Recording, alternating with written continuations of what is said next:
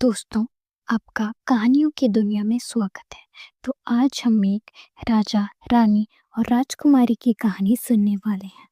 एक समय की बात है, एक महल में एक राजा और एक रानी और उनकी राजकुमारी रहती थी।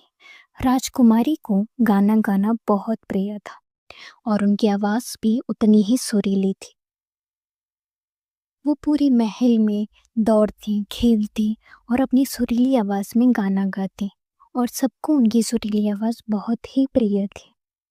समय के साथ अब राजकुमारी बड़ी हो गई थी और राजा को उनके विवाह की चिंता सताना शुरू हो गया थी। राजकुमारी की एक ही शर्त थी कि वे विवाह उसी व्यक्ति से करेंगे या उसी राजकुमार से करेंगे जिसे गाना गाना आता हो, जिसे संगीत प्यारा हो।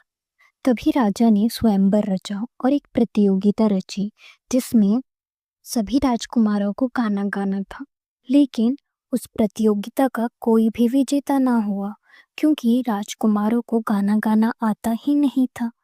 उसके बाद राजा और भी चिंतित हो गए कि अब मैं अपनी राजकुमारी का विवाह किससे करूंगा। तभी एक दिन राजकुमारी जंगल की सैर पे निकली और उन्होंने एक बहुत सुरीली और मधुर आवाज़ सुनी। उन्होंने एक व्यक्ति को बहुत ही मधुर आवाज़ में गाते हुए सुना। उन्होंने ये सारी बात जाके अपने पिता राजा को बताई। राजा ने उस व्यक्ति को अपने दरबार में बुलाया और उससे कहा कि मैं अपनी बेटी का विवाह तुमसे करवाना चाहता हूँ। वह व्यक्ति बोलता है, महाराज मुझे माफ़ कर दीजिए, मैं राजकुमारी से विवाह नहीं कर सकता। मैं तो 2 समय का खाना भी नहीं खा सकता हूँ।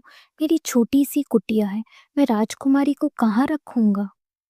राजा ने बोला, तुम चिंता मत करो, विवाह के बाद तुम यहाँ रह सकते हो, नहीं तो मैं तुम्हें दूसरा महल दूँगा, तुम वहाँ पे रहना। और तभी व्यक्ति बोलता है, महाराज मुझे माफ़ कर दीजिए, मैं महल में नहीं रह सकता। मैं अपने आप का सम्मान करता हूँ, मुझे मेरे ऊपर अभिमान है।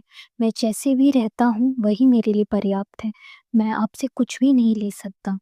तभी राजकुमारी आती है और कहती है, पिताजी मुझे ये रिश्ता मंज़ूर है।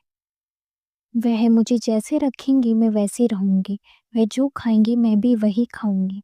राजा के बहुत समझाने पर भी राजकुमारी समझती नहीं है और राजा को अपनी बेटी का विवाह उस व्यक्ति से करना पड़ता है। विवाह होने के बाद राजकुमारी ने अपने महल से सुंदर-सुंदर वस्तुएं भी नहीं ली और ना ही उन्होंने कोई धन लिया क्योंकि ये